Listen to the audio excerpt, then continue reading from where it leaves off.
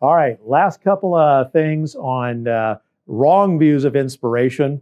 Again, you've got to disconnect the Bible from God to reduce its authority.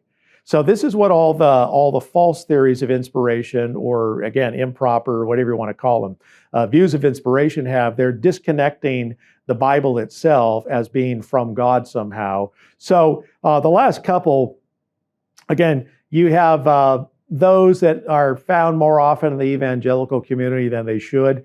The first one is the dynamic or partial inspiration view, and then the second one is the degrees of inspiration view. Now, again, the dynamic or partial inspiration view is simply that parts of the Bible are inspired and other parts aren't. And this goes along with, again, we think about what neo-evangelicalism is. Back in the mid-70s, the crisis of the Bible in evangelicalism was, which was the inerrancy crisis, was the fact is that when the Bible speaks about, doctrine and morality, it speaks without error. But when it comes to history and science and things like that, not only is it liable to error, but in fact has errors in it.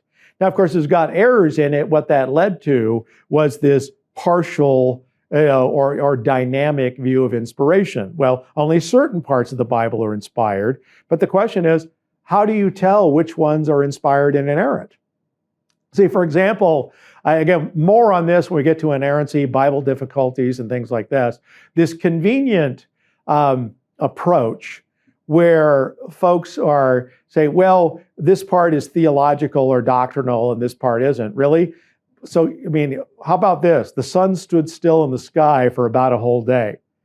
See, yeah. And then, of course, people attack that as being an error because the sun doesn't stand still. Yeah, but stop right there.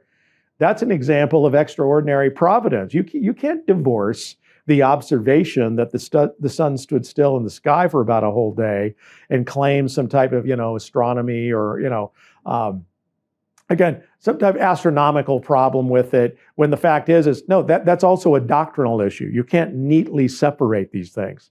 In fact, you're not going to virtually separate anything in the Bible as being, well, this is history or doctrine, because virtually every narrative is narrating God's providence in the doctrine of divine providence, and anything that's happening with the sciences is going to include divine providence, among other things, with respect to divine causation and these things. So, again, it's a neat hat trick that people use to try and stay in the evangelical community. But then who gets to decide which parts are inspired and inerrant?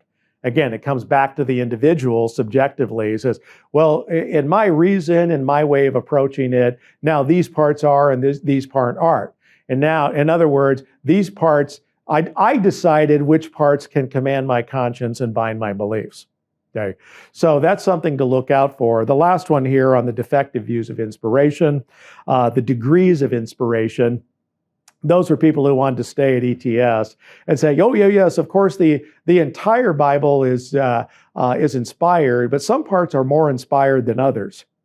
So they ended up with this hierarchy of inspiration. But no, but inspiration, as we'd say, is a degreed property. It's a threshold property, not a degreed property. You're either inspired or not inspired. It's like being pregnant. You're either pregnant or not pregnant. They're not degrees of being pregnant. You are or you aren't. You exist or you don't exist. So again, threshold. Either God is the one who breathed out the words of this book or he didn't.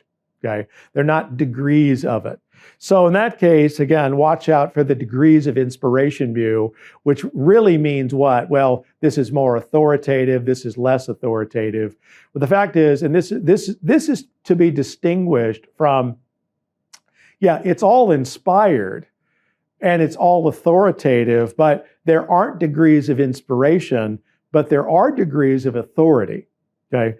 Jesus said, for example, there are weightier matters of the law. There are some that take precedence over other issues. So don't confuse, again, a hierarchy or degrees of inspiration, which is false, with the fact that there is actually a hierarchy of doctrine and authority, which comes with those propositions. So that's so again, more on inspiration, but that's going to lead to the various views of inerrancy that I basically discussed, To get verbal plenary inspiration that God himself, theopneustos, breathed out through the human authors and produced the words of this book, if God did it, God cannot lie, then there are no errors in the Bible. That should be our beginning proposition. We'll look at Bible difficulties, we'll look at things like that later on. But again, I mentioned that, for example, the partial inspiration view leads to what? Leads to the partial inerrancy view, okay, the limited inerrancy view. Or you end up with somebody trying to, again, sneak into the evangelical world, talking about, with their conceptual view of inspiration, going to, well, it's propositional inerrancy. I believe the propositions or the concepts are inspired, but not or inerrant, but not the words. So again, you have to be on guard on this and ask the right questions. I'll tell you, especially when you're calling a new pastor. Like I said, one of the biggest mistakes people make is, their pedigree makes a big difference. It's like, well, we have a guy who went to Yale Divinity School instead of Talbot. It's like, well, okay, but Yale Divinity School isn't exactly, conservative evangelical Protestantism. What did they learn there? What are they going to teach here? So they may come and they may be right. They may have gone there to get a scholarly imprimatur, but it's okay to be wary if someone has the wrong pedigree and coming to your, they're applying for your job at your church or your university. So again, more on the inerrancy views or errancy views in a later segment, but just note that when we are dealing with the ability for the Bible to command us, you can talk about inspiration all you want, but if you're saying the Bible contains errors and you're the final judge of it, you get to ultimately decide, you as the final authority, which ones are authoritative over you. I mean, it's more technical than that, but functionally, that's the way it works. And so we end up with what? You scrap essential Christian doctrine, church goes liberal, goes postmodern, goes every way under the sun because of these things. So, all right, next segment, now that we've done looking at inspiration and inerrancy as an overview, again, more on this in later modules, the next segment is going to be what? Challenges to canonicity. Because see, once we've got, again, inspiration and revelation and these inerrant books, canonicity is doing what? Recognizing the inspired books and bringing them together in a collection.